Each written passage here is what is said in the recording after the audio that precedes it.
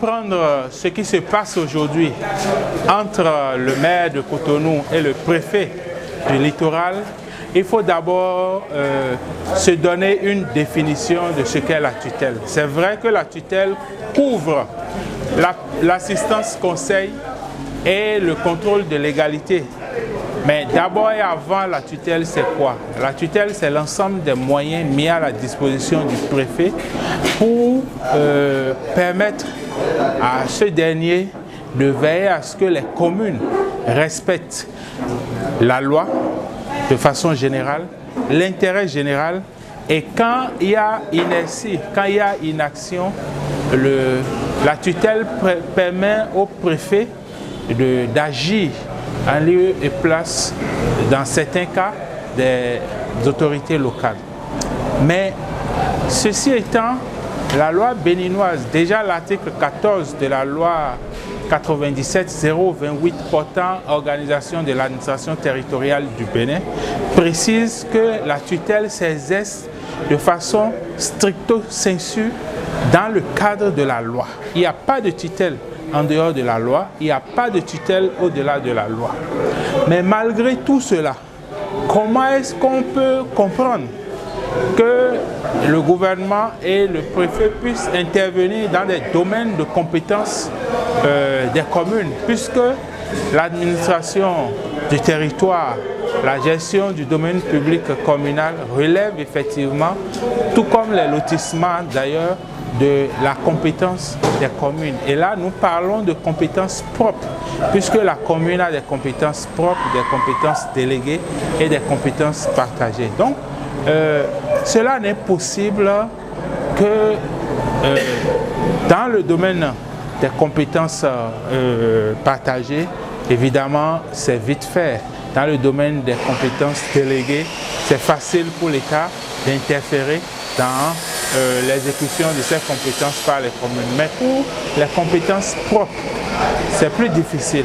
C'est au niveau de la doctrine, au niveau de la jurisprudence qu'on peut voir une fenêtre qui est ouverte à l'autorité de tutelle lorsque le maire n'agit pas, lorsque le conseil communal est dans l'inertie, et donc le préfet peut préserver l'intérêt général en intervenant dans ces domaines normalement dévolus par la loi à la mairie. Donc, premièrement, le débat ne se pose plus même quant à la compétence ou non de l'État et donc du préfet d'opérer les déguerpissements, puisque la plupart des maires ont pris acte de cette décision sans même saisir le juge administratif. Mais dans la mise en œuvre, il peut y avoir un certain nombre de problèmes qui sont plus politiques que techniques. Vous savez, lorsqu'on parle de déguerpissement, il y a des enjeux politiques majeurs. Tout le monde sait que l'échec de M. Danjinou aux élections locales de 2008 est essentiellement dû aux différents déguerpissements qu'il a pu opérer pendant qu'il était chef de la circonscription urbaine de Cotonou. Et donc, le maire tire ses ficelles et le préfet veut aller jusqu'au bout, profitant de l'adhésion plus ou moins visible des populations. Et donc, il faut recadrer le débat dans son contexte et inviter les deux autorités à travailler ensemble, parce que si je prends la ville de Paris par exemple, sur le territoire de Paris, il n'y a pas moins de 3 préfets qui interviennent dans cette même ville. Il y a le préfet de la région d'Île-de-France, il y a le préfet du département de Paris, il y a le préfet de police qui est à Paris, et en plus, il y a quand même Madame Anne Hidalgo qui est la mairesse et qui travaille sans embâche. Donc il faut que le maire anticipe sur les compétences que la loi lui reconnaît Et il faut que le préfet puisse exercer aussi son devoir d'assistance conseil.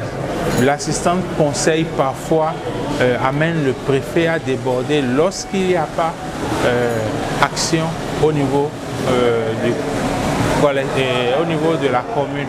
Donc, ce n'est pas la forme qui fait l'objet de mon analyse aujourd'hui, puisque dans la forme, je crois que le préfet est allé un peu loin, mais il faut reconnaître qu'il y a un travail délicat, il y a un travail difficile que le préfet est en train de conduire aujourd'hui dans l'intérêt de nous tous.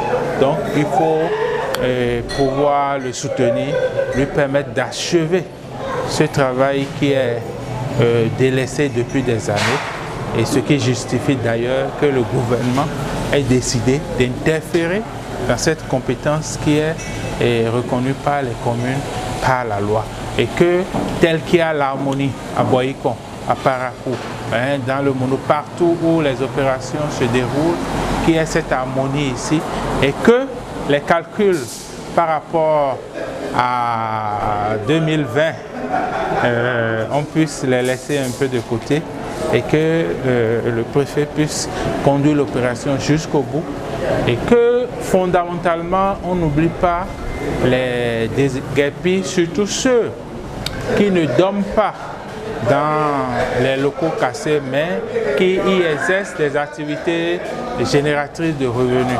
Il faut voir, nous sommes dans la République, il y a la solidarité. Il faut voir, la mairie a commencé par les réinstaller. Il faut voir comment l'État, au besoin, peut appuyer ça, même si essentiellement